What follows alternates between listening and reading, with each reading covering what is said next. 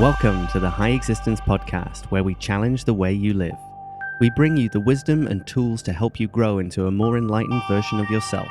Join us by taking the Ultimate Life Experiment, our 30 Challenges to Enlightenment course, a complete spiritual path to help you overcome the limitations of your mind and to embody the highest philosophical realizations. Use the code WISDOM at checkout to get a huge 25% off the course, available only to podcast subscribers at store.highexistence.com. I'm your host, John Waterlow. You can find me over on High Existence and on my own podcast, Voices in the Dark. Hey, welcome to the High Existence Podcast. I'm John Waterlow, joined by Martijn Scherp. Welcome. And we have a great guest this week, Daniel Schmachtenberger, who is a founder of the Neurohacker Collective, a movement dedicated to upgrading our individual and collective capacities and to safeguarding the well-being of all. He's an evolutionary philosopher, systems designer, a strategist, and I could probably keep throwing lots of labels around and they'd still kind of apply. There's a lot of crossover between different fields, which I think is something that we're going to explore in this episode. So Daniel, thank you very much for joining us. Thanks for having me. It's fun to be here. How do you feel about the labels, in fact, when trying to sum up the things that you're interested in? I like talking about things that I'm interested in more than labels of things that I am or am not. So when, in general, when people are wanting to ask what my background is, whatever, I like sharing things that I'm passionate about, and I like asking people similarly what they're interested in. And yeah, as you said, there's a lot of overlapping interests when you have a deep fascination with the nature of reality and everything within it. Yeah, I think it's good to start with the things that you're interested in rather than making identity statements. So what do you think, how would you sum up the mission of Neurohacker Collective, and what drives and prompted you to do the things that you do and what the collective is aiming to do? So the collective is an awesome project, and it's one project that I've associated with, and there are other projects I'm associated with that do very different things. So what its mission is and what moves me are partially overlapping. The goal of Neurohacker is really at an individual level, increasing human well-being and human capacity. And right now it's mostly focused on the physiology side of that, but is eventually interested in the psychology and psychological cognitive development side as well, but specifically looking at how physiology affects psyche, both states of experience, emotion, well-being, and capacities, and working to do a better job of how we support physiologies to predispose happier and more capable and more positively oriented people is really the interest of it. And in terms of what we're doing so far, that's exploring the space of what you could think of as kind of psychoneuropharmacology or psychiatry, but rather than just looking at single molecule solutions, how do we address dopamine through one synthetic molecule or address serotonin through one synthetic molecule, trying to look at is there anything even imbalance with this person's dopaminergic system? Do we know? And if so, where did the imbalance occur? And what do we understand about the regulatory systems that are involved? And what would a more comprehensive approach to supporting those regulatory systems to do better? And is dopamine the only thing that was imbalanced? If it was, were there other neurotransmitters involved? Were there other nutrient imbalances involved? Were there gut-brain axis or neuroinflammatory dynamics? So how do we do a better job of understanding the physiology as a whole, as a subset of then not just physiology, but the mind-brain environment complex? But starting even just with physiology, how do we understand how the different systems interact with each other more complexly? How do they self-regulate? What leads to increased homeostatic resilience or decreased homeostatic resilience or deviation from homeostasis? And how can we do a better job of both understanding these systems and supporting these systems to have more resilience and more capacity. So that's the goal of Neurohacker. And if anyone goes to the website and checks it out, what they'll see right now is some information about that mission writ large, but then they'll see one offering, which is, we had a first offering that was kind of, how do we do something better than the smart drugs that people are taking to increase productive capacity, but that increase a fairly narrow bandwidth of productive capacity, oftentimes at the expense of other meaningful aspects. So maybe we get more focus, but certain memory metrics decrease, certain creativity metrics decrease, and maybe things like empathy decrease, anxiety can increase, and it's doing it in a way that creates long-term dependence and downregulation. Can we increase a broader set of the things that are meaningful for people and do it in a way where, because it's working through and with their endogenous regulatory systems rather than overriding them, if they're on something like this for a while and then get off of it, they don't have dependence and crash, and if anything, they have lasting elevation of baseline. Those were our goals. And we're working on that for a number of other categories, not just in the productivity category, but that was the first thing that we were able to get far enough with to have as an offering. So that's Neurohacker. Yes. And those are kind of the areas where we're going to get into in a later episode with the personal development. But I think if we look at the bigger picture of societies and where we are across the world, it's almost the same problem, but talking at the collective level about how we can optimize what we have and try and raise and change some baselines away from if they're at depleted or dangerous levels. Do you see them as sort of overlapping goals in that respect, the collective optimization, or is it a different sort of perspective? The human brain, the human physiology, the human psyche, and culture and ecology are all complex systems, right? Self-organizing complex systems. And we are not that good at interacting with and supporting complex systems yet. The whole field of complexity science is still a brand new field and hasn't really entered that meaningfully into how we approach things like design. We're quite good at simple systems, and we're also pretty good at complicated systems. So when I look at something like the laptop I'm talking to you on, the blueprint for how to make it from the transistor level all the way up to all the parts fitting together, software. I mean, there's a tremendous amount of information. No one person could do it. It takes a tremendous number of people, but there is a blueprint, and it doesn't evolve itself in real time, right? So it's a static design. It was designed, the computer didn't design itself. It was designed from outside of itself, and it doesn't repair itself, as opposed to when we look at biology and we see systems that organize and emerge in relationship with their environment, but without exogenous design, and where they don't have a formal blueprint. The blueprint itself is changing. The structure of it is changing in every interaction. Even if we look at the genome, the genetic expression is changing, and etc. So what happens is, when we're dealing with a complex system like human physiology, and if there's an acute cause of an issue, like an injury, we're pretty good at that in medicine, dealing with things like injuries. It doesn't mean we won't get a lot better, and exponential tech will help us get a lot better.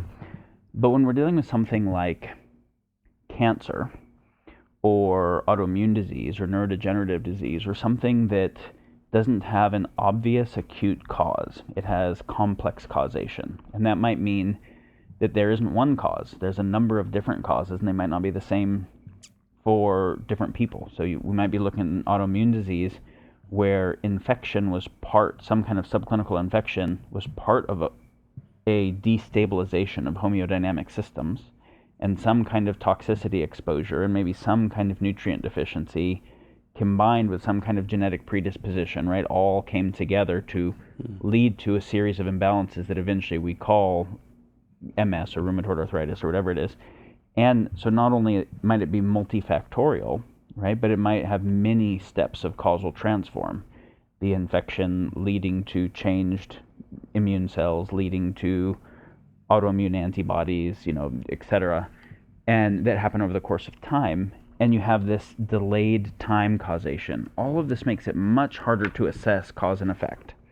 And so you need really a deeper system that isn't just working with one variable at a time and where there's clear causation, but that can do this kind of complex causal assessment.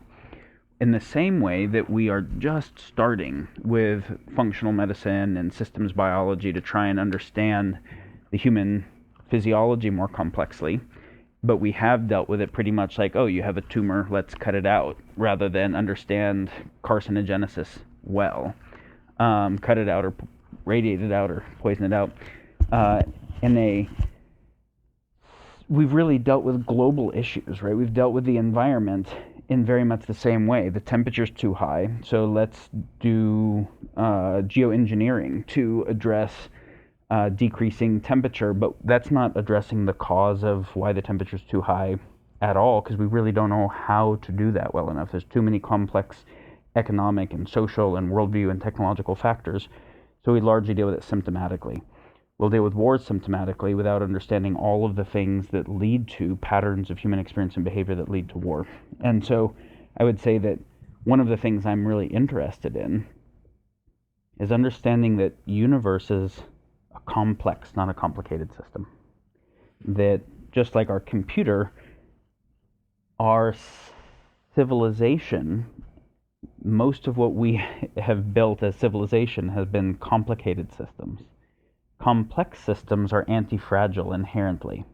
Like in a forest, each tree is exactly the way that it is in relationship with everything else around it, and it's changing and adapting in real time.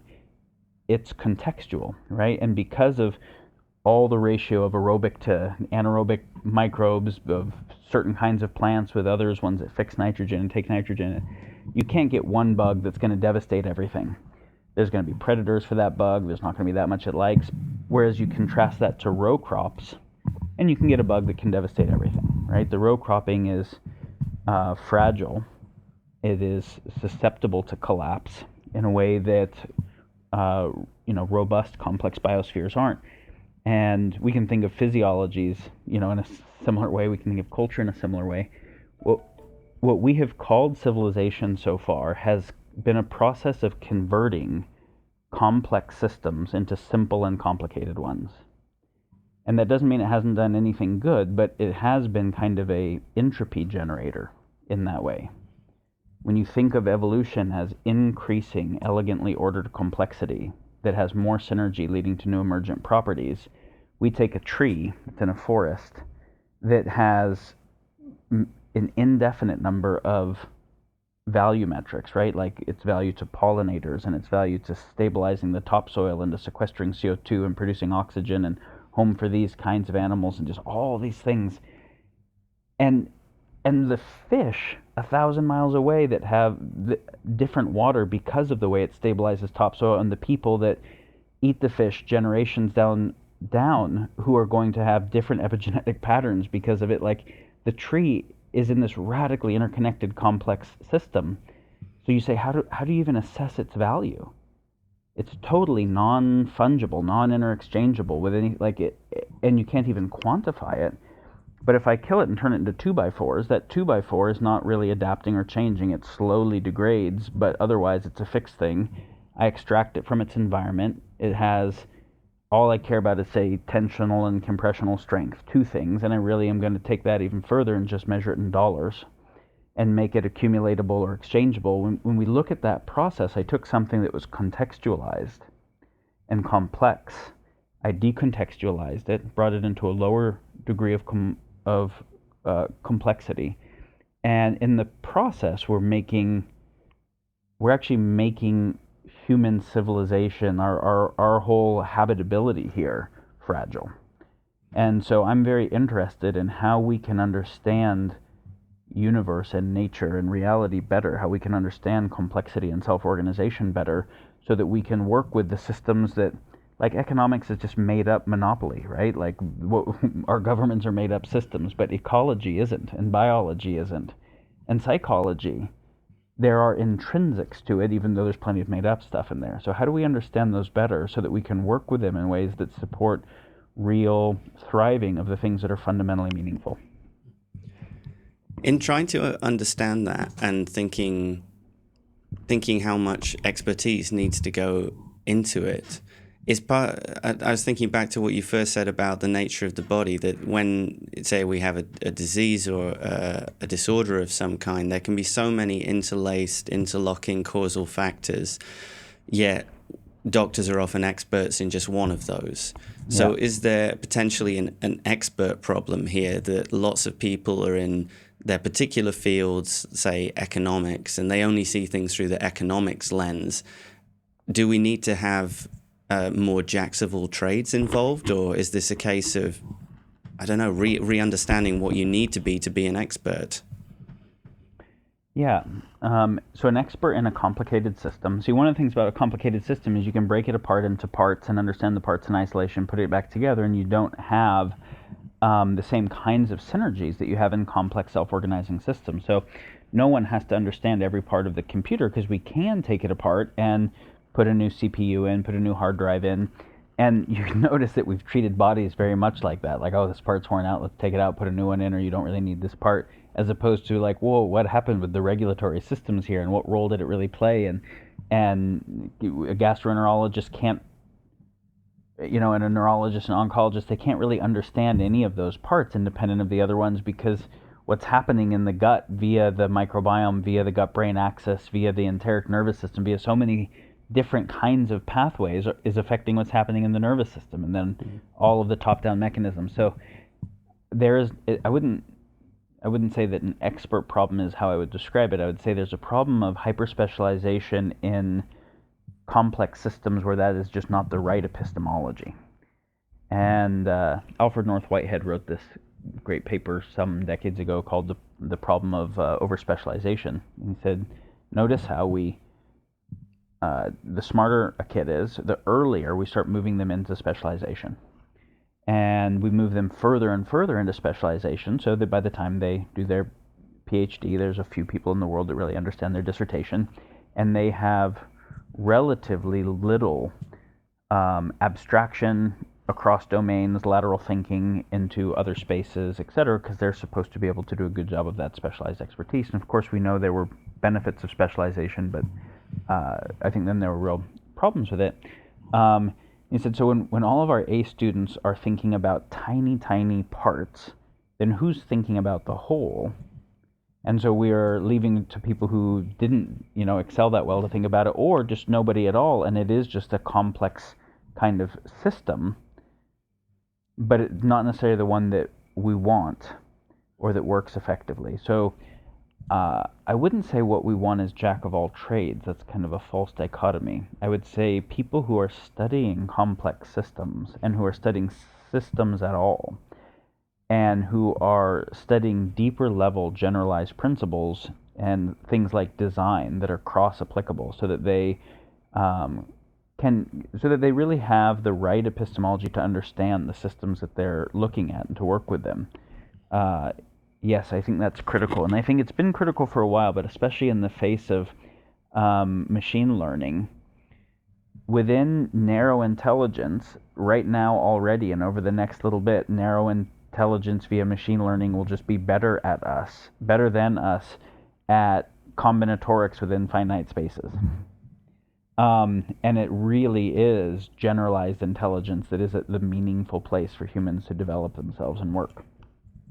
Yeah, and in that case, it looks like the education system and the way that we value certain kinds of education is going to need to change. And I've heard you speak passionately in the past about an issue that we damp down kids' curiosity in the traditional education systems and say, no, stop looking at that, stop playing with that. You need to go and learn these specific exercises.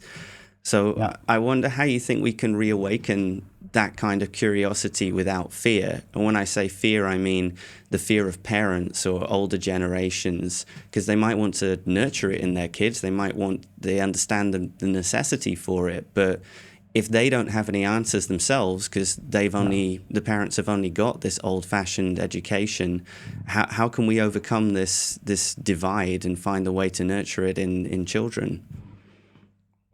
Yeah, the thing that we call modern Western education is not the only system of education that has ever been explored, and I don't think it's very hard to have the educational philosophy argument that it is just not even a very good one for many definitions of what is a meaningful way to educate a human being. But when you look at kind of the history of how it came about and things like we need, the movement into an industrial revolution where we needed a lot of people to get trained to fulfill roles within the Industrial Revolution that were pretty fungible, right? Factory line workers were pretty fun, like any of them could do basically what any of the other ones could do. And MBAs are supposed to be able to do pretty much what the other ones can do, and doctors. And so society needs people to fulfill these roles, so how do we create both an extrinsic incentive economics to get them to do it, and how do we create an education system to train them up into these roles where then we identify them with this role, and this role is really fungible with anyone else who had that training, give or take a little bit. There's going to be profound meaninglessness in that because the uniqueness of self is gone, their own kind of self-directed process is gone, right? And again, especially in the place of robotic automation, where those jobs are going to be getting automated, and not just physical robotic automation, but even the deep learning through a lot of the things that we think of as thinking things, but things that are proceduralizable. I think that actually makes possible and necessitates a foundational rethinking of what education should be for, and really like what civilization should be for. And it is rather, if we can decouple to where the jobs don't need the people to do them, we can also decouple it to where the people don't need the jobs, meaning start to actually change the economic structure because we don't need it to be a source of extrinsic incentive. Then we get to say, okay, now we can actually have a system of where intrinsic incentive is deeper to both the economics and the education. So what is an education system where the focus is facilitating each child's unique expression, their unique passion, interest, curiosities, capacities, and following it, right? Now you say, how can parents, how can teachers participate with that if they weren't facilitated that way and they don't necessarily know the answer, and the kid's going to ask them questions they don't know answers to? Yeah. If the parent's earnest, if they really are earnest about this, they can go on a process of co-discovery with their kid. And when the kid says, so why is the sky blue? And the parent realizes that they don't actually know. They remember something about diffraction, but maybe it is reflecting the ocean. They don't really fucking know, right? Then they can be like, well, let's explore it together. Yeah.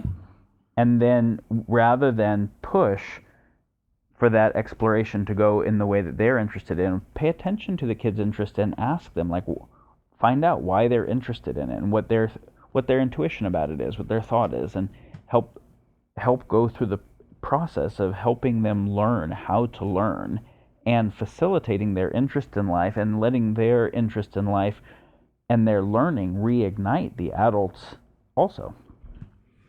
I think that's a key ingredient there that you mentioned I hadn't thought of, which is not only to go and find the answer for the kid, but say, first of all, what do you think? And why do you wonder that?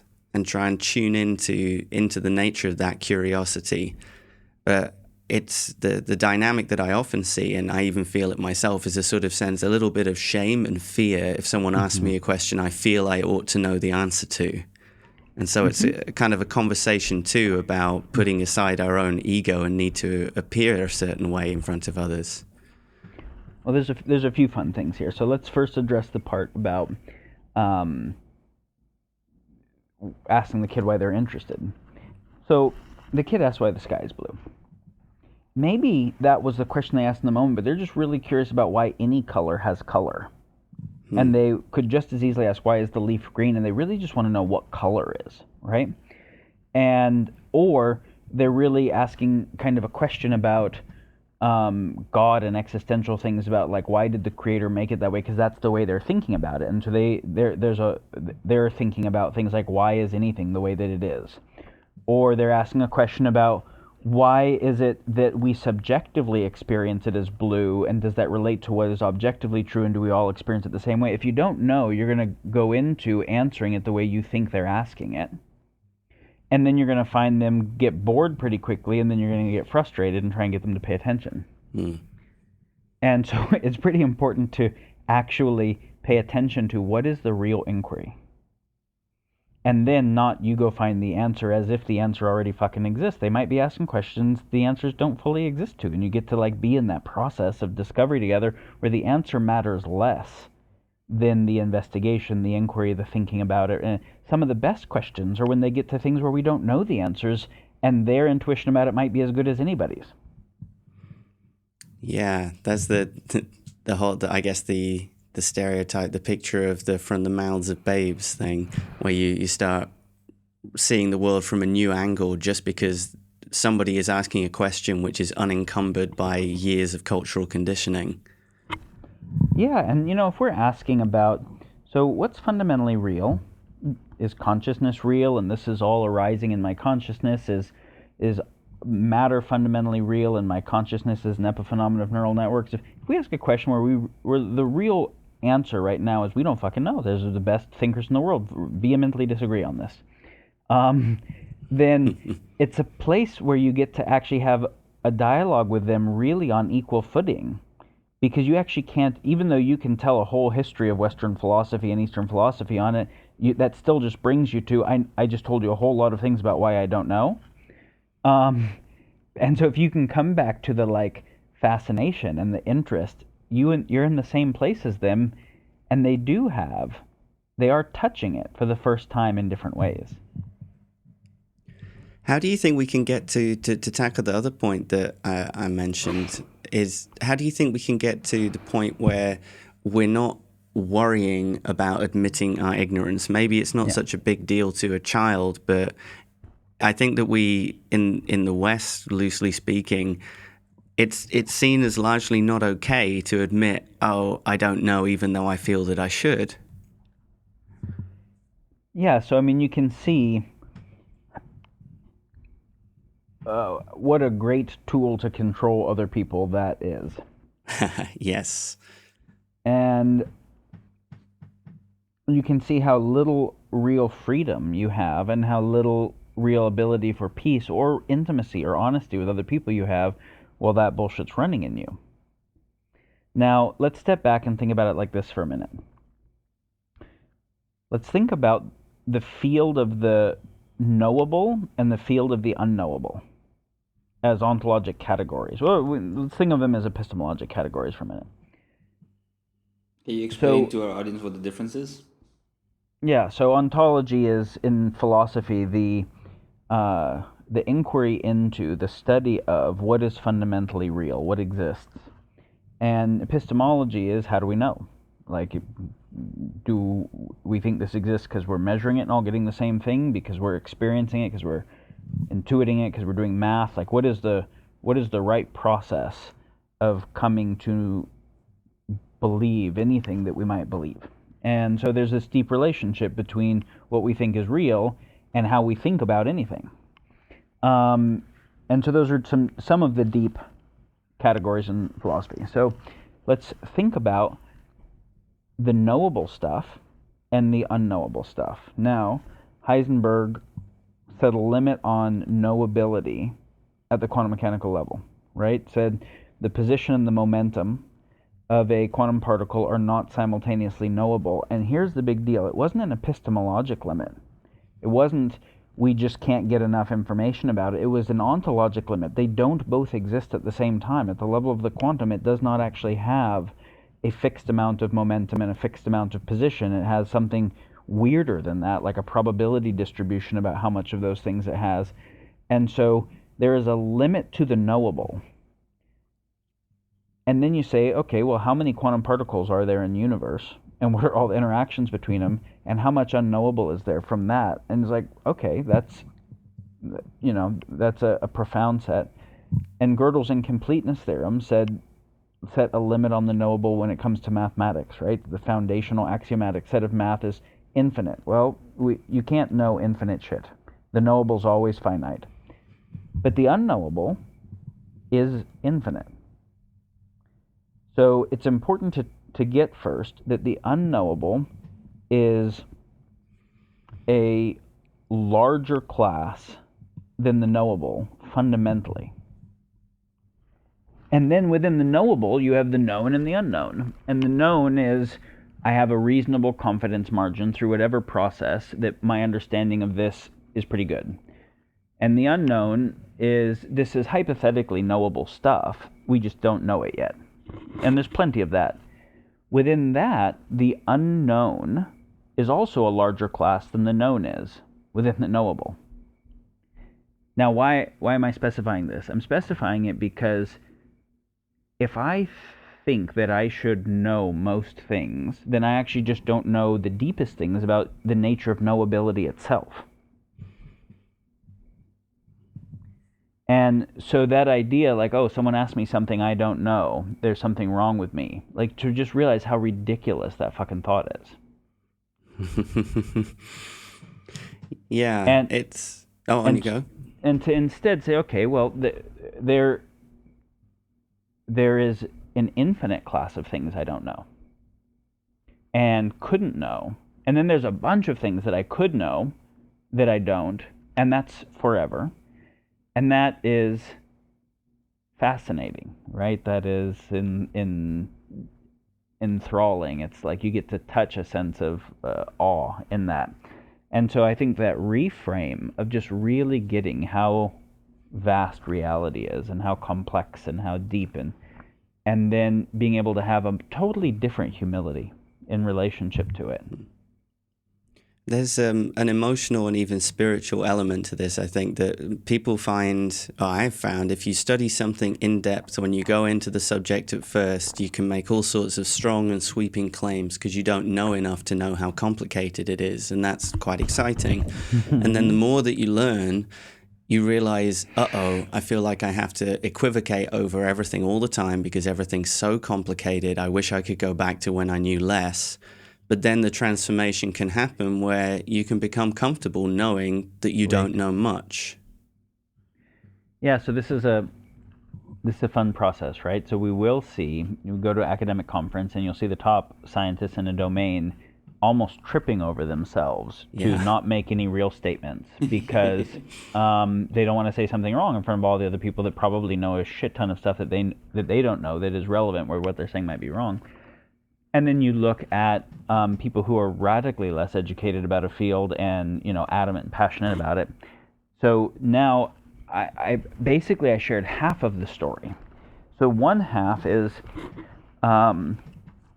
this is a fun story. So related to the knowable and the unknowable, and the known and the unknown within the knowable, our subjective relationship has to do with certainty and uncertainty. And think about it like this: in the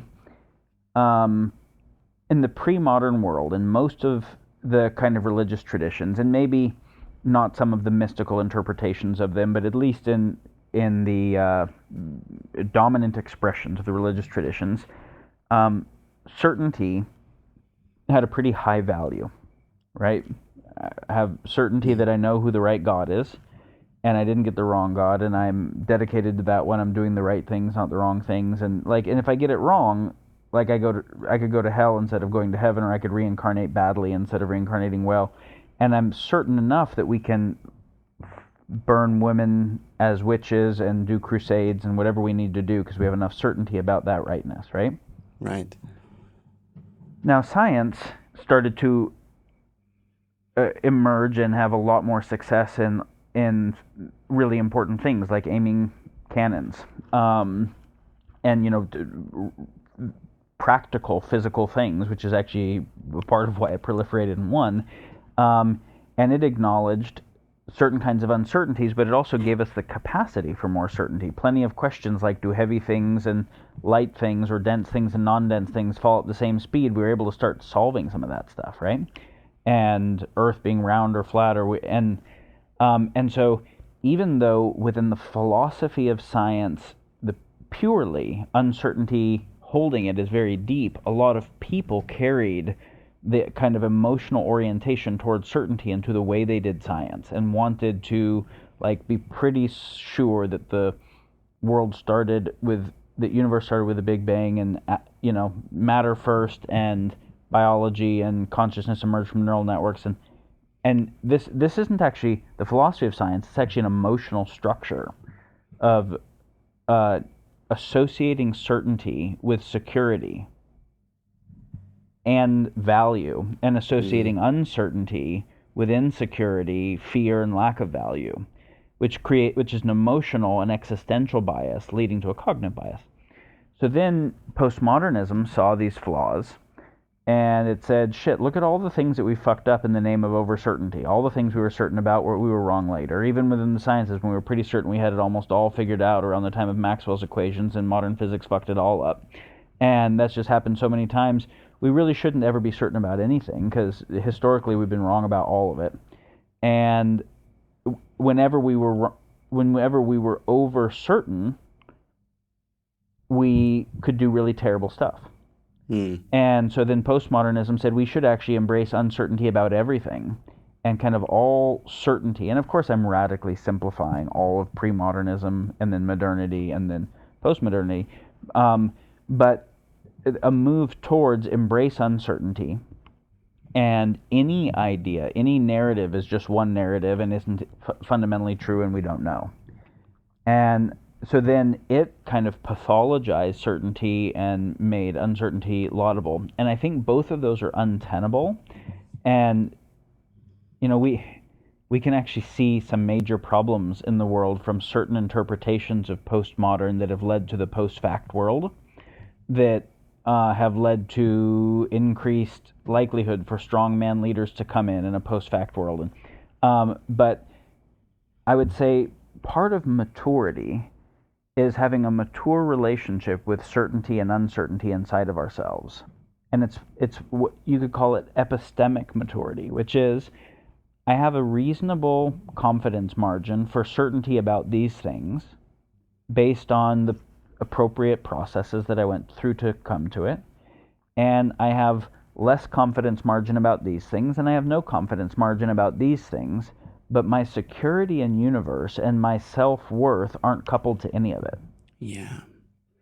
Yeah, and that's a big point, that people become so emotionally wrapped up in it. And as you were talking about that postmodernism there, I thought of someone who we featured on the site quite a bit, Jordan Peterson, who has a particular kind of gripe against who he calls postmodernists, and yet the people he's talking about seem to have gone kind of full circle, where they've become very certain about their position, where they're saying, well, there is no inherent truth in anything, and in particular we'll talk about, say, cultural relativism or cultural appropriation, but they've suddenly become dogmatic about it, which seems to totally contradict the original point. If you read Foucault or Derrida or some of the good postmodern philosophers, there was real insights there, right? There were key important insights, and they were not equally, the critiques were not about all of the sciences equally. If you look at, say, the way we did social sciences and all of the bias that affects how we do social science, that is going to affect the way we do chemistry less, right? Not none, but less. And so, there are important insights there. But when you look at, let's take a fun case. Let's take the conversation between Sam Harris and Dan Dennett about free will and consciousness. These guys are on the same team when it comes to, atheism and the problems of superstitious ideas and religious and metaphysical ideas. But then when it comes to foundational ontology itself, they actually disagreed on the deepest things one could disagree on, right? Sam says consciousness is real, but there's no free will. And Dan said, no, there is free will, but consciousness is not real. Like those are the deepest, and they are both philosophers of science, and both have read the same books, and both understand critical thinking. It's like, well, how the fuck could they come to things that are that different? And it's, and Sam actually said something really important in the end of that dialogue. I don't know if you've read it, but it was a fun one. He said, it seems that we just have fundamentally different intuitions. Or something to that effect. And that is actually like, in AI, there's this thing called the symbol grounding problem. How do we get the symbols to ground into experience, right? When you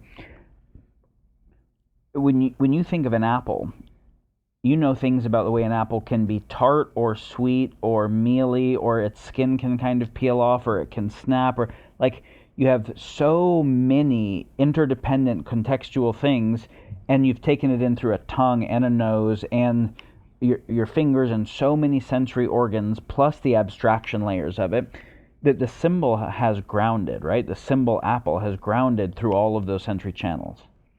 And so if you haven't had some of the same sensory channels, you're not going to get the symbol grounding in the same way. So I'm studying the chemistry of an apple, but I haven't tasted it. No matter how much fucking chemistry about an apple I've got, and I know what the EEG patterns of people tasting it are, I still don't know what the fucking apple tastes like. And so there is a place at which, as much as we're trying to be totally objective and logical, what when we hear it can land as true or not has to connect to some experience set that lands as true. It is not a purely those axioms are reasonable and can be later reified by the process, and this was a good process for deriving other things from those axioms, so I accept it. One of the main sources of our cognitive bias isn't just the normal logical fallacies. Everybody, those are easy to study. It's a bunch of emotional and existential level biases that affect the way we process, and that's where the really subtle work comes in. Can you give a few examples? Yeah. Remember the first time that this hit me so clearly, a very long time ago, but I was young. I was talking to someone about their religious persuasion. They had moved from being a kind of New Age Hindu to a fundamentalist Muslim, and that seemed like and they did that while in California, upper class. I'm like, that seems like a very interesting step that doesn't make that much sense to me. And so I asked them questions about the theology of Islam and if they really believed these aspects of the theology, and it wasn't getting anywhere. Like there was no place where they were really willing to look at the aspects of the theology that I was pretty sure they probably didn't believe. But in the process of the way I was asking, I was actually damaging my rapport with this person. And in damaging rapport, I was damaging the ability to actually have a meaningful conversation about this or any topic, right? And so I stopped. And then I came back to, let me see if I can just create rapport about anything. We get rapport. Fast forward about a year, because it takes that much time to repair the rapport from an issue like this. And I end up finding out that this person comes to Islam and their particular beliefs. And I'm not saying this would be true for everyone. I'm saying that this one case, this was a place of realizing. This person's past was that they actually couldn't say no, and they couldn't set limits or boundaries from themselves because of like family sexual trauma that had happened in their childhood. Mm-hmm. And they got to a place where there were some things that happened in their life, and because they couldn't say no to some fairly terrible things that led to their relationship breaking, whatever, and they're like, oh wow, I'm gonna die basically because I can't set limits or say no.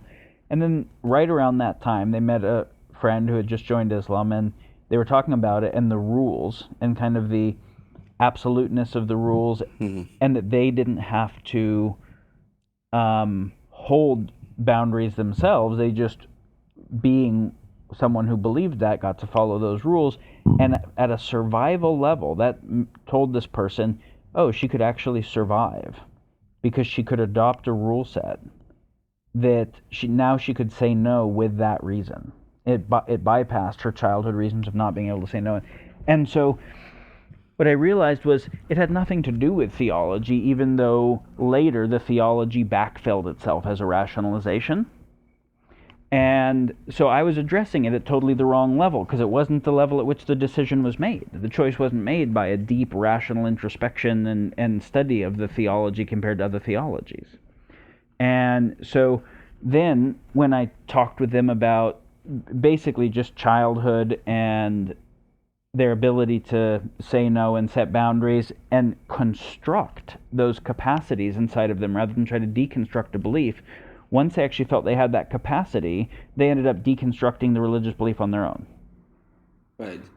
So Their critical thinking couldn't kick in because if their critical thinking kicked in, or if they allowed anyone else's critical thinking to kick in, it would hit a survival level fear for them. Right. Of a belief that was meeting a need.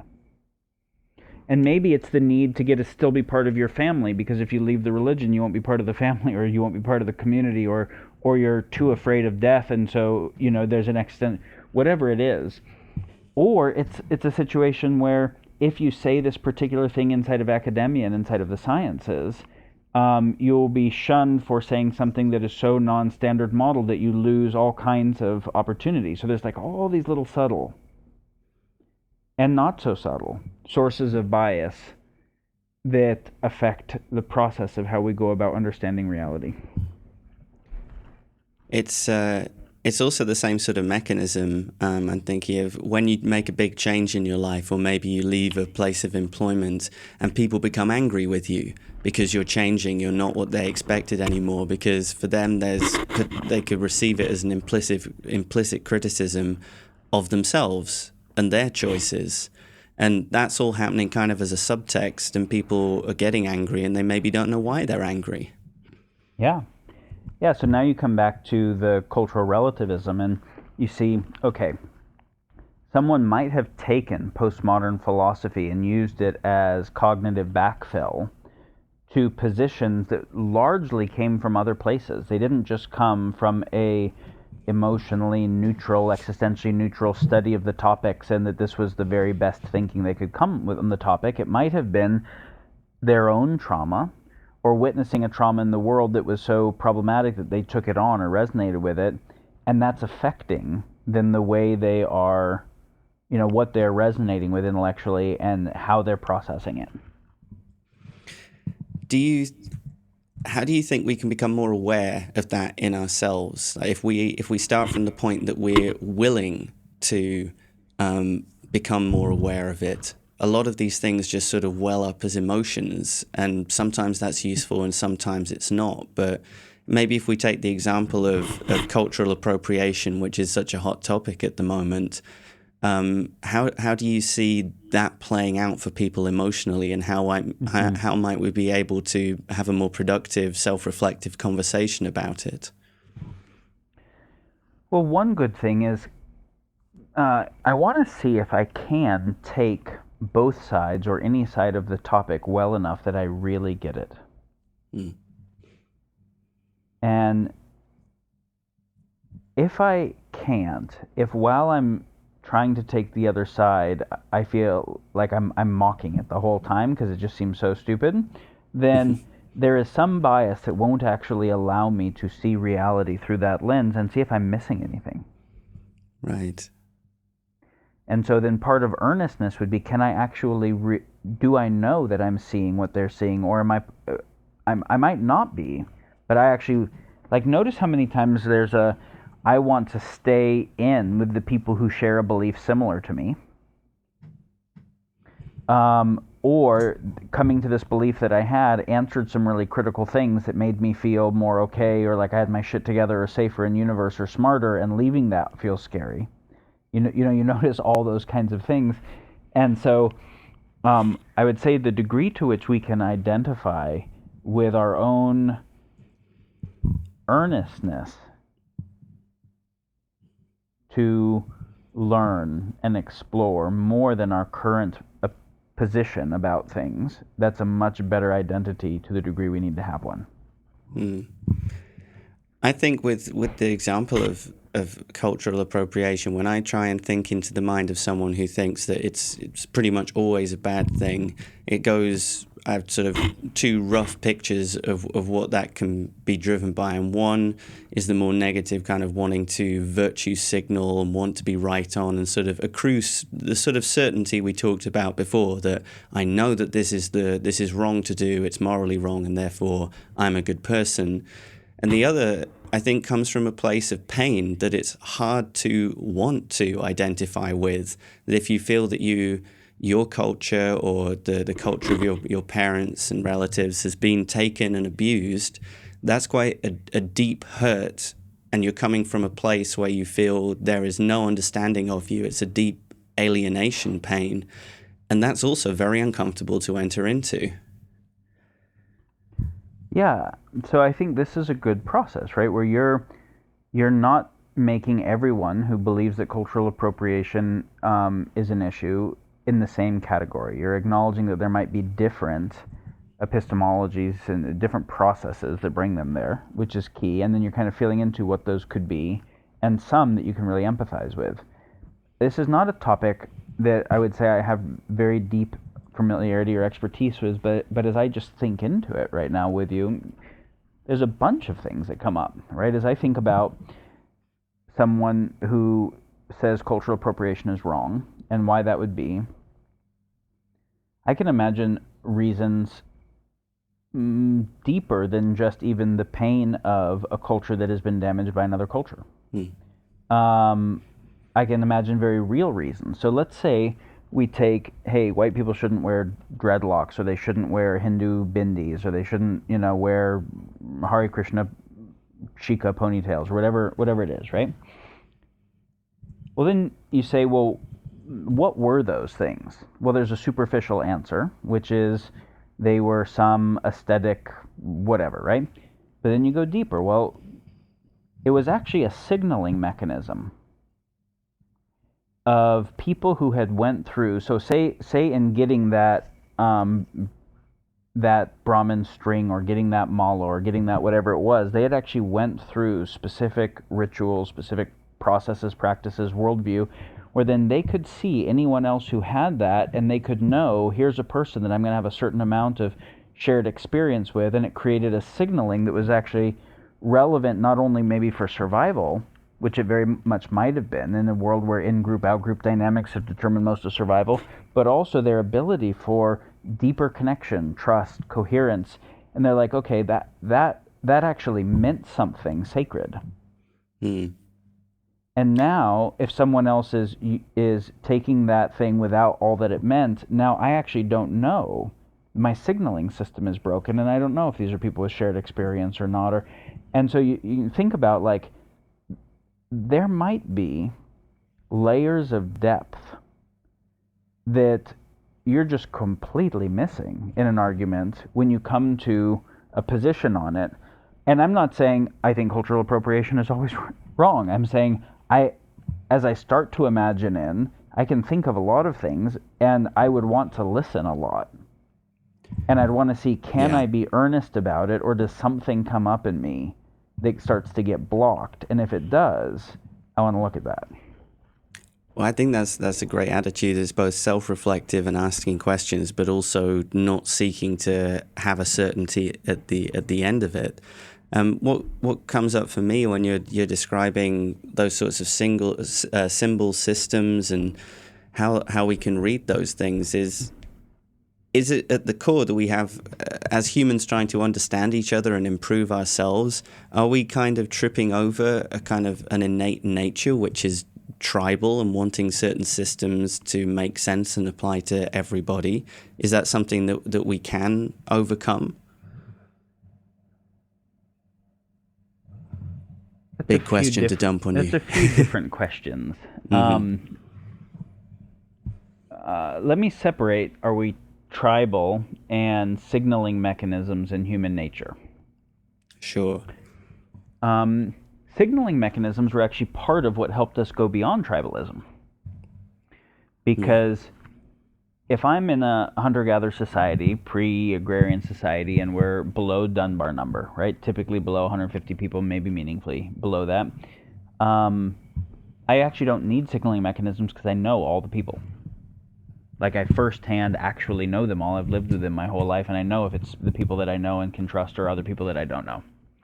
And so I actually don't need symbolism because I don't need an abstraction layer. I'm actually in my instantiated experience, right? Okay.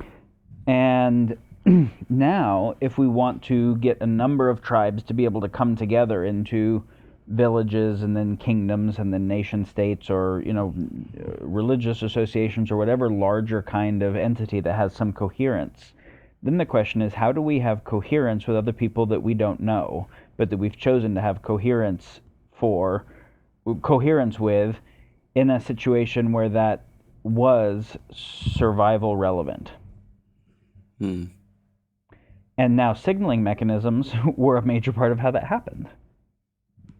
Right? So now, you're red team, we're blue team. The fact that you've got a red shirt on, even though I haven't met you, like I know that you're playing on my side. That's called the what flag are you flying, right? And so you notice with regard to cultural appropriation, like there are people who get pretty bent out of shape of someone who isn't a citizen of their country using their flag in a certain way. Yeah. It's a similar thing, right? It's a related topic of, wait, this is a way that our group was able to maintain some coherence against forces that were arrayed against it. And you think about, like, how would US or UK military deal with if someone was fucking up their intelligence system, right? And the signals that were coming into their intel, like that would be a problem. If you see someone, like the crime of being dressed as a police officer if you're not a police officer, or being dressed as a military official, is actually a crime, because that system of signaling is very meaningful. And so one thing I would say is, like, now many of those systems have interspersed so much that we then have cultures like the US that doesn't really have a culture, right? It has the mix of a whole bunch of different things because it's fairly new,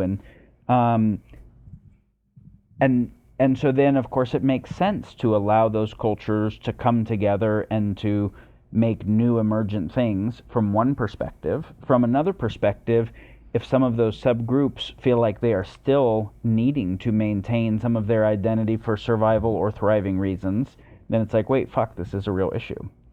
And, oh yeah, by the way, the US was built on slavery and on a genocide, and if that hasn't even been addressed, like, there are issues with some of the appropriation that are on the pain side. So I know I went off topic a little bit, but I don't think the signaling, I think that's actually an abstraction layer to make larger cultures cohere. That's not tribalism. Now, if by tribalism what you really meant was in-group, out-group behavior, I guess I probably did. But beyond the Dunbar number. Now that's a different question. Are humans capable of moving beyond the Dunbar number? Obviously, right? Like being able to have some sense of coherence with abstracted people. Well, that's what nations and religions and whatever have been. And they've mostly only been able to do it through hierarchical systems where there was loss of freedom of individuals within those systems to maintain coherence. Now, Machiavelli, his enemy hypothesis said that the only way to get a group of people to cohere sustainably beyond the Dunbar number is if they have a shared outside threat that is a bigger threat than their reason to not cohere with each other. That has been true for the most part, right? Like you can have infighting between Shiite and Sunni until they have the West as a big enough, shared foe that they can actually unify against that. That's been true. I think there's a dynamic that's about to happen that is different than anything that has ever happened. And I think this is actually an important piece of changing social science axioms for a minute. So how do you get how do you get everyone on this little spaceship biosphere to recognize that they are all inside of the same spaceship biosphere, and now we're affecting things at the level of the whole fucking biosphere, right? It's like climate change and biodiversity loss and like all those issues. And if we have catastrophic threats from the way we develop exponential tech like AI or nanotech, or like, these are not local issues.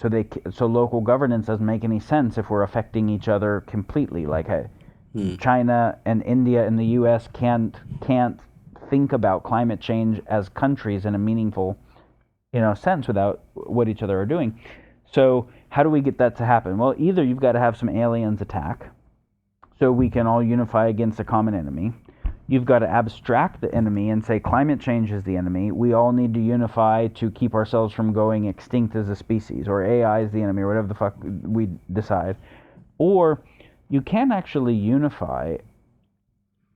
So the first part is you can unify against an abstract threat, right? It does not have to be an agentic threat. So something like environmental destruction or catastrophic risk of any kind could be a unifying imperative. It's harder, but it's possible. But the next thing is we also can unify towards shared goals, where it is more useful for us to do that than not. And this is an important thing. And I think right now we have a situation where if we continue in-group, out-group dynamics, there is no way to not move into catastrophic and even existential risk zone. And so we absolutely do have abstracted enemy hypothesis drivers of our need to be totally cohered. But we also have, the kinds of opportunities that are most interesting to all of us are only realizable that way. Why do I say this?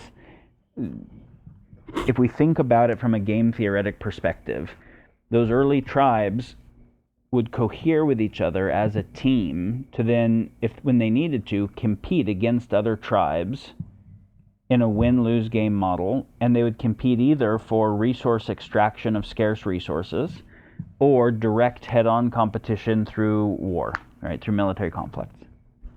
And if there was enough abundance of resources and materials that it was easier to take shit from nature, from the commons, and fight each other, then they wouldn't fight. If there started to be scarcity and fighting each other directly or indirectly became a necessity or an easier thing to do, then that happened. And then, of course, if there's a larger tribe and we can't actually fight them competently, then we might unify with some other smaller tribes. But then now we're bigger, that's going to have them do it. Now we're at villages, and then they're going to keep unifying and creating better. Now we need signaling systems, right? Now we need culture larger. And so we'll eventually get nation states and economic trading blocks.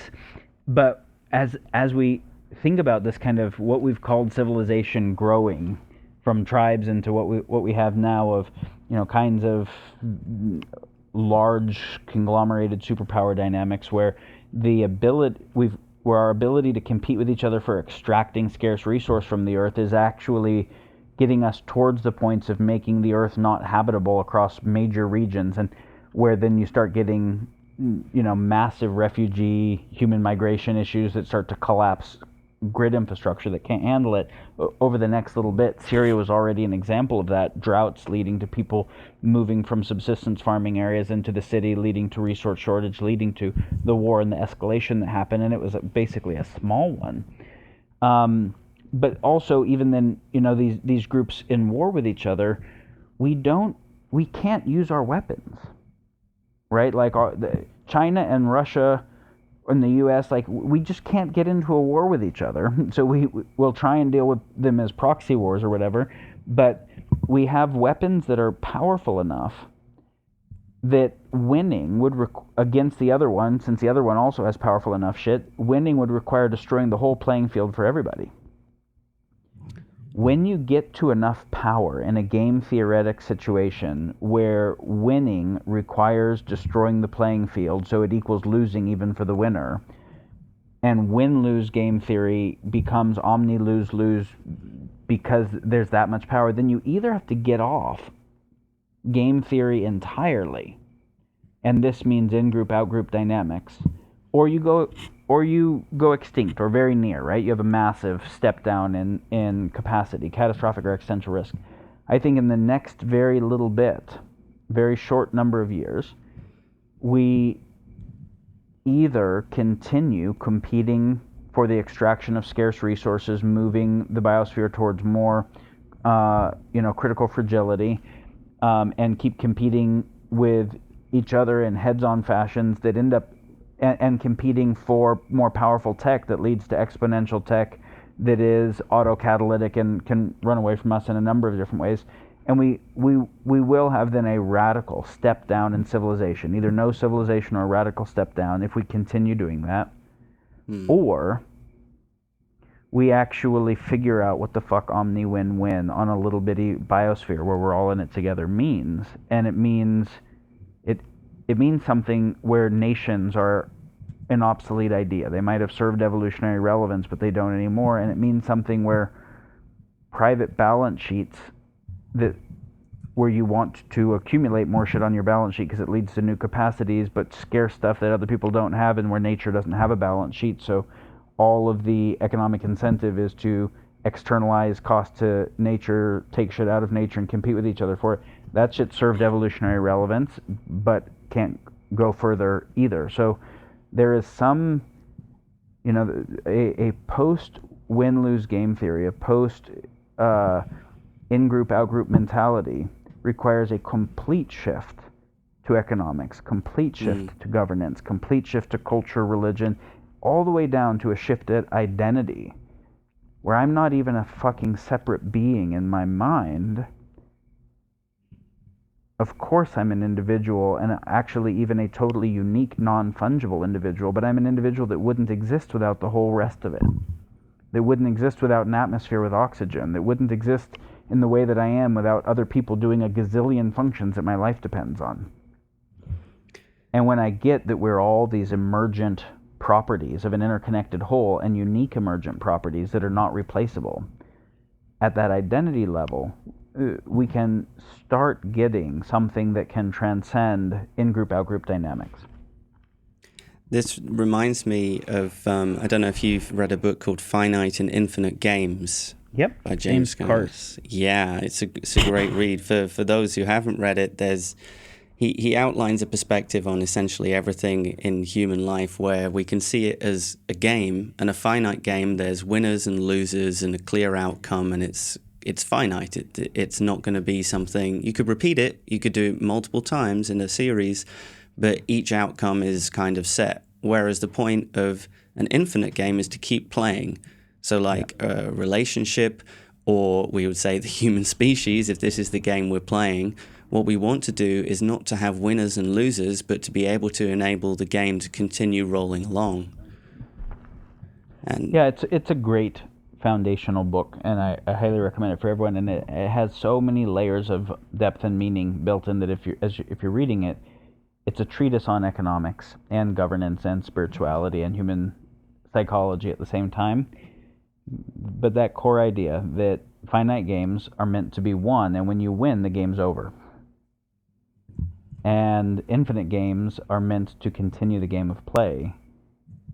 So we're looking at a shift from win-lose game theory to omni-win-win, or a different concept even of what win means, from mostly zero-sum to increasingly positive sum, from finite to infinite. There's a whole shift.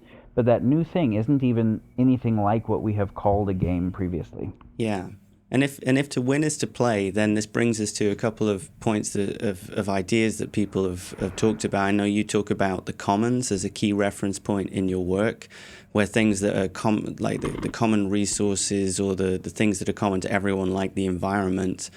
But then we face the problem of, say, hardly anybody who uses Wikipedia actually contributes to it.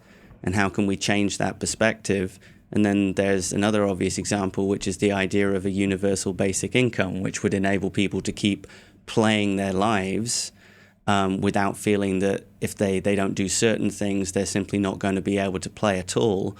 And I wonder if you could comment on the usual objections that come up against those, which tend to be people are selfish and they don't care about others. How can we reconfigure people's ideas of what the game is that they're playing?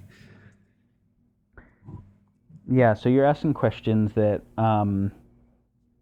really deconstruct a lot of our ideas around evolutionary biology and evolutionary psychology and what we think of as human nature genetically and economic theory, and then adequately reconstruct new things would take enough time that, since I'm not going to get to do it, I'm going to just push buttons of all of those. I think that we have got human conditioning that is actually relatively new, but that has become very ubiquitous because it was successful in a win-lose game theoretic structure, and it's so ubiquitous that we've done pretty much all of our social science within that context, and so we stop factoring the context and call it human nature. Right. We've done almost all of our social sciences within capitalism. We've done almost all of it within nation states, right? Within those kinds of structures. Done it within win-lose game theory in a mostly post-industrial, definitely post-agrarian world. Most of the history of our species is pre-agrarian.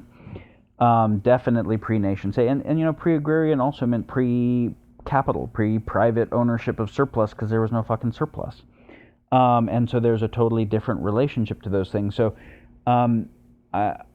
and then we say, okay, well, the way that we're behaving, since it's ubiquitous, must be nature rather than nurture. So then let's try and look for the genes that correlate and make it a genetic answer. And this is where I think our biases lead to bad science. So I won't go further down there, but I will say that most of what we call inalienable human nature, I think, is our nature expressed through a certain set of conditions, and different enough conditions can have what is nature expressed differently. Now, I'm going to come back and say the whole nature, nurture, what is fundamentally possible to the human condition, we can ask a thought experiment about it that's different than we've been able to ask previously, because CRISPR is making the conversation of human genetic engineering a real, not that far off, possible conversation, right? It's a big fucking deal, because if we say, okay, well, maybe there is something that is genetic, and maybe we can change those genes, then it brings up instantly, now we're in deep existentialism around, oh, if we can actually change something that we thought of as nature, what is fundamentally desirable outside of what we thought was a fixed context? Right. Do we want to then change the genes where everyone is a hyper-competitor? And they're the most violent and largest alpha men possible only? Do we want to make it to where now alphas are irrelevant and everyone is a super cooperator? Do we want to make it to where people are happy all the time? And we have done the abolitionist imperative and got rid of the ability to suffer and feel pain? Or do we, are there evolutionary and psychological purposes that stay relevant to, now we're in a very deep existential philosophic place, and it's important that we go there. Now, as soon as we can start to, ask those questions, then we can come back to, okay, well, here are some things that are meaningful about the human condition. What of them might actually be possible even without the genetic engineering?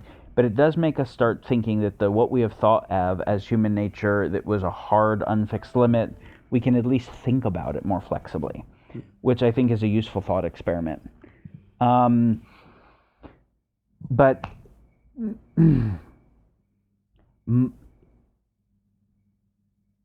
if you have a situation where there's a lot of shitty jobs, right?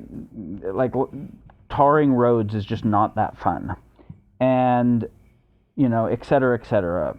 So it doesn't mean that nobody would never want to go do some tarring of a road or different kinds of labor or different kinds of rote tasks, but most people wouldn't want to do 50 hours of it a week for 40 years, right? Yeah. And yet the society has needed people to do a bunch of that shit. And so when you then see people as the vector for getting societal things done, you have to have an extrinsic motive system to get people to do it. So if we all pool our resources and then make sure everybody has resources, we call it communism, then why would anyone do the shitty jobs? Well, now the state has to force them, so we call it imperialism, and that's why we don't like communism. I'm radically oversimplifying, of course, but that's at the heart of the argument. So then we say, cool, let's let the free market force people, because that's better. So the state's not going to force people, but they don't get any basic needs met. So if they don't go do one of the shitty jobs, they starve. Now, we'll say that they have the freedom to get better education and hopefully not have to do the shitty jobs. But of course, it's not a real argument, since a lot of people are going to have to do the shitty jobs because somebody has to, right? And those who are born into families where someone else was doing it have a lot less likelihood to have access to good education and good health care and good training. And so in a situation where the default is having nothing, you need to get stuff to just survive, bottom of Maslow's hierarchy. But now surviving doesn't give me the next levels of Maslow's hierarchy, right? Like, my belonging, the more shit that I get, the more I'll be able to actually get relationships and do things with friends that have the resources to do stuff, and my esteem, all the way up to my self-actualization. The more that I can get shit, the more capacity I have to self-express and do, and like that, every level of Maslow's hierarchy. If I want it, and we value the scarce shit where you having something, then you don't have access to it, like a shopping cart. You have possession of it, where when you're not using it, I still can't use it. And so because you possessing some scarce thing there's not enough of for everybody means that I don't have access, we're in fundamental competition with each other, right? And if there's something that's abundant enough that you having it doesn't decrease my access at all, like air, we put no economic value at all on it, because there's no ability to have differential advantage associated with getting some of the scarce thing. And because we put no economic value on the air, we'll pollute the shit out of it and burn it up because it doesn't enter our economics calculus that is the basis of our decision making. But we'll work really hard to get the gold or the diamond or whatever it is that we perceive as scarce enough that if I have it, gives me some differential advantage over you. But then I'm going to take that gold or diamond and put it in a safe that is doing nothing for anyone other than a fiat purpose, right? And then because it's scarce, this is important to get, because the value is proportional to the scarcity, because we're not looking for systemic advantage, we're looking for differential competitive advantage, which is assumed. If the thing became unscarce, it would have no value, like air.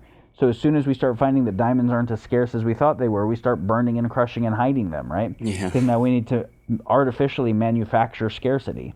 So when you have a system where if you don't get shit, you die. And if you don't get more shit, you don't get to express very well. And anyone else getting shit means you don't have it. And win-lose dynamics everywhere. Like, if I wanted to condition greed and selfishness and jealousy into people as best I could, that's how the fuck I would do it. This is how you train people to be that.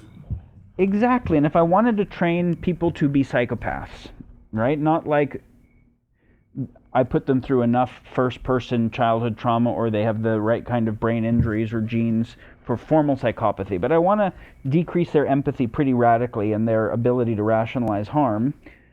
Well, I would do things like capitalism and large, and then the evolutions of capitalism that happen, corporate capitalism, where if you aren't willing to participate in something that's going to have externalities, you just don't get to run a big company.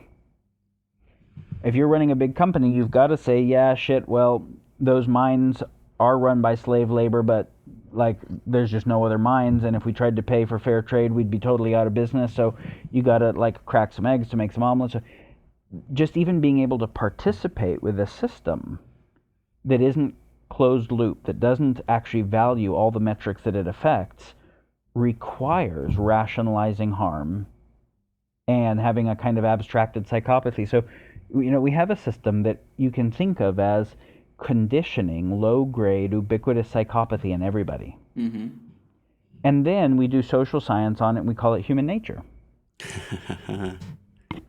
And then we can't change it. And then we use that to rationalize the system again. Continuing, exactly. But like, if I walk by a homeless person, and they're in real pain, right? They might even be bleeding, they might be really dirty, and I just walk by because I'm busy, I got shit to do. And maybe I give them $5, but I walk by. There is something wrong with me at a human level. There is some way that I was able to turn my empathy off. Mm-hmm. Where this appointment I got to get to that is trivial as fuck in comparison to this other person's whole life, I can be fine just continuing to be worried about my busyness. Like, what the fuck? How could I do that? Well, because there's so many homeless people, I can't fix all of them, and then that rationalizes none of them, right? But that's systemic. That is a system where empathy isn't even viable in the system, and so everybody has to turn it down or go crazy. Yeah, it's also like a personal, if I don't know if the language makes sense, but it's a personally systemic thing that if you think you can't help all the people, then you won't help one, then you never help anybody. Yeah. And so, well, because it doesn't, you say, all right, I can try and do this, like I'll help this one thing, but then if I care about this one enough to really help them, I turn my feeling back on. Right. And then you're in the danger zone. If I turn my feeling back on, now what about the next one and the next one, and when do I stop? But also... And when do I decide that actually upgrading from my last year's Mercedes to this next year's Mercedes is worth more than helping a couple more of them? What were you going to say, Martijn? Well, in this system, when you do help that other person, you might, depends on the extent you help them, but you also start risking your own safety in future. So if you really want to help them, you want to give them all the resources, and you already have, you yourself live in scarcity, which a lot of people do. It's like you have to take care of your own shit first before you can help anyone else. But that's the story, right? That's the story that we tell.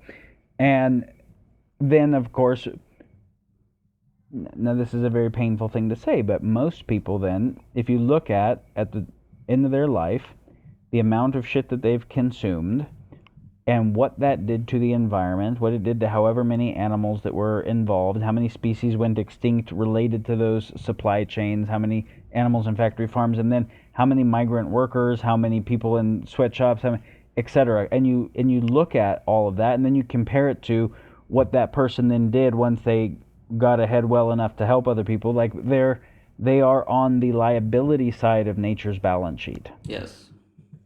Now, the answer is not obvious because the answer doesn't exist within this system. The answer is actually needing to build new systems that don't take complexity and make it simple or complicated, right? That don't do win-lose game theoretic structures. So when you look at this, it's actually, there aren't obvious answers that are good and meaningful about how to, like, okay, how do we prevent war and have a world full of peace? Like, why the fuck do we still have war? It would seem like world peace is something everybody wants.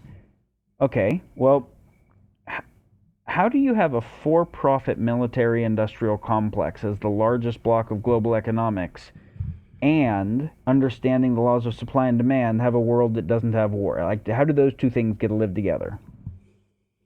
Right. They don't, right? And so then when we say, well, we're working on peace, are you working to obsolete having a for-profit military-industrial complex? Because if not, you have no chance of addressing it, because any system of supply has to continue to maintain and protect and grow its source of demand, and that's even just the directors following their fiduciary responsibility to the shareholders of the company. I mean, like that.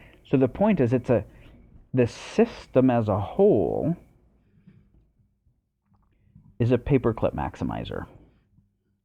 And there's an identity problem here at the core too, that if you're trying to, say, obsolete a military-industrial complex, the people within it don't want to be obsoleted. But in the same way that somebody who has spent their whole life tarring the roads, and that's the only skill they feel they have, they also don't want to be obsoleted, because there's that sense of existential confusion and angst over, well, what am I then? I'm being forced to become something else, and that's frightening.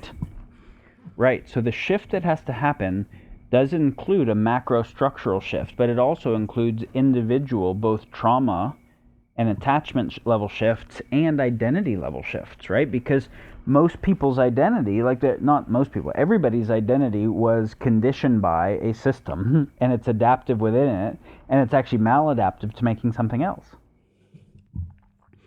And then I guess we come back to the question of still wanting to have control over your life and how things make sense. But if we're talking about a radical shift in human development and something that we've come to think of as human nature, which you said likely is just something we call human nature because it's been the case for long enough that we think it's fundamental, that we have to overhaul some very basic structures of thought here. So looking forward at that process, do you think this is we're a chrysalis about to turn into a butterfly, or are you kind of more worried than that?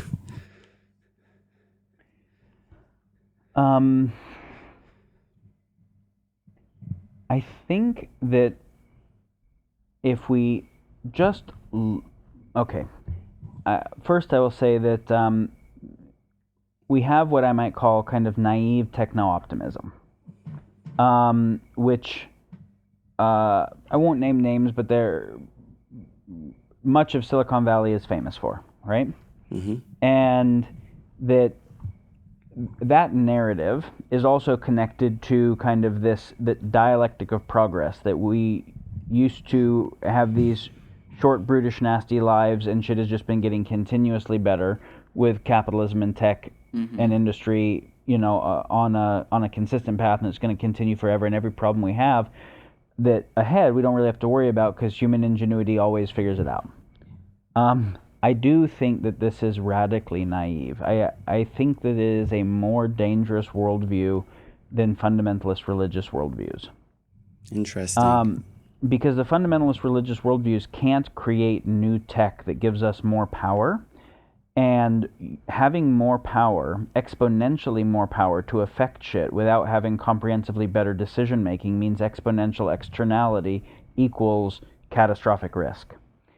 We have a scenario right now where exponential tech means we are exponential. We don't know how to make an intuition around exponents because we've never had them, right? We can maybe make a sense out of like curves that are slightly inflected up for a short period of time, but not really, right? So with an exponential curve, our intuition can't really make sense of it, but we have exponentially increasing capacity to affect the world around us militarily and through supply chains and through extraction technology, through all kinds of things. And while of course there are positive applications, there's more negative applications than there are positive applications because thermodynamics just works that way, right? Like there's one way to put all the pieces of a cell together where it's a cell and it respirates. There's lots of fucking ways to take it apart. And so, it takes a year to build a house, or 6 months, but it takes a few minutes with a wrecking ball to break it down. Entropy is just easier. So when we develop new technological capacity, the negative applications have higher probabilities if I'm just looking at an even playing field of probability. So we have to factor that. So if two things, we're exponentially increasing our capacity to affect the world around us, while simultaneously decreasing the quality of our decision-making in many areas, because exponential increase in information technology combined with an economic structure where having information, having data is competitive advantage in a system where I need competitive advantage, so I want to both hide things that are true and I want to even share disinformation, right? Like fake left and then go right to get the competitor off of it. We have all sorts of incentive to disinform, but with exponential information tech, media tech, then we get such a glut of noise that you can't even identify signal clearly. And so this is why we're in this kind of post-fact world where it's like, okay, how long do we have with climate change before the coral die? Nobody fucking knows. How much uranium is Fukushima really releasing, or how close is it to a reactor meltdown, or can North Korea's nukes really hit North America or not, or did Russia really meddle in the election, or like, we actually don't have the ability to make sense of fucking anything that matters to whether we survive as a species or not, because so we've had this escalating disinformation for reasons that make sense, right? For just competitive advantage on information and incentive to disinform. But that means decreased capacity to make sense of the world, which means decreased capacity to make good choices with increased capacity to make powerful choices. So techno-optimism, why I say it's a dangerous worldview is because it is actually capable of advancing the tech that within the current structure is self-terminating.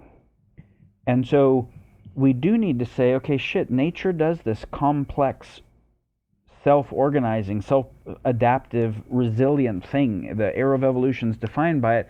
How do we make a complex human-built world that has closed loops, that doesn't have externality, that is continuously adaptive, rather than a complicated one? And how do we do it in harmony with the complex system of nature, rather than with nature as a finite consumable substrate? We have to figure that out, and that is, of course, even more advanced tech and more advanced science, but fundamentally different.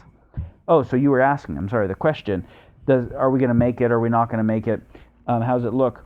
Well, if I just plot the current curves don't look good. If we look at any of the groups working on global catastrophic risk assessment and existential risk assessment, the probabilities of really problematic stuff are way too high, way too near term. Now, that said, you asked this question about caterpillar into a butterfly. This is a really interesting question, because if I didn't know the caterpillar was going to go into a chrysalis and do the butterfly thing, and I was just watching the caterpillar grow, and I was forecasting a curve, I would assume that it just kept becoming a bigger and bigger caterpillar and eating more and more shit until it decimated all the plants and ate itself to extinction. Yeah. And so I can't keep plotting that curve, because it's not going to do that curve. It's going to do that curve till a certain point where it's actually eaten enough stuff, meaning the caterpillar is a net consumption machine, right? Like, it doesn't pollinate stuff. All it does is devastate everything around it, consuming, but it's getting the raw materials, the minerals, amino acids, to make a butterfly. So, but as this consumption machine, it is devastating the environment around it, but once it eats enough stuff that it has the fuel and resource necessary to make a butterfly, the imaginal cells, the first butterfly cells, start kicking on, triggers the movement into the chrysalis, at which point the caterpillar ends up dissolving, like all the organs dissolve, right? Dissolves all the way down to subcellular structures, and then gets to reform, right, at an amino acid, at a peptide level, reform to a butterfly that is not a retrofit of a caterpillar. It's a fundamentally different thing with a fundamentally different code, but you wouldn't have predicted that discrete phase shift by just continuing to forecast along the caterpillar curve, any more than you would if you just took the 40 weeks of in utero development and said, it looks bad, right? Like, if we didn't know birth was going to happen, it's getting really cramped around 42 weeks, around 44 weeks, it looks like it's just going to get too big and die. Right. And the same can be said true for a little bird developing inside of an eggshell, right? Like, all the developmental phases are defined by net consumption and net growth in a finite, self-terminating way to get to the point that, of course, if it tried to continue, it would die. But it's to get to the point that it has the capacity to go through some discrete phase shift, the chrysalis, the birth out of the uterus and the cutting of the umbilical cord, the emergence out of the eggshell, and then on the other side of that discrete phase shift, there's a totally new curve. And so then the question is, could there be a discrete phase shift where all of what we've called humanity or civilization so far has been a developmental phase, where we were focused on, with capitalism, military, industrial complex, all the civilization structures, we were focused on gathering the parts necessary to build a truly global, sustainable, regenerative, anti-fragile, complex civilization. But now it's not going to be an extension of the current system. It is a dissolve and then restructure those technologies, those capacities, for a fundamentally new reason for being. And that is, I would say, the hope and the possibility is a world where win-lose game theory got us a lot of capacity to actually not just be a tribal people, but a global people. But now we actually have to transcend at the place where we've gotten so much power to win that power actually can't be used without destroying itself, we have to now transcend win-lose game theory. Right. I guess so. Let's say last question for this part of our discussion then. Are you optimistic about that? Do you think this is going to be the chrysalis moment and that we're going to just be creating or turn into a new paradigm of some kind? Is there enough cause for hope that we could feel that way? It's a tricky question. There's a utilitarian answer, which is, depending upon what is going to move people more, it's important for them to hold both sides, right? If getting that it's not a given that we make it can shake someone enough from just wanting to win at a dying game, then they might need to go through that, and I think probably most people do, and it's important. But then not stay stuck there, and then say, okay, well, now I don't want to win at a dying game or a game that is causing the death of what is meaningful itself. I want to help birth a new game. Now, what is that? If you think of it as inevitable, then it doesn't necessarily compel your participation. If you think of it as impossible, it doesn't compel your participation either. If you think of it as possible and not yet determined and influenceable by how you show up, I think that's the right way to think about it. So I have one last question in this regard. What can we do then on an individual level to make this shift happen?